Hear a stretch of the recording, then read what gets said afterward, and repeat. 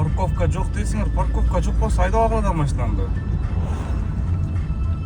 Силерге мына бирөө парковка салып бериш керекпи? Салынып берген платный парковкаларга жакшы төлөңөр келбесе.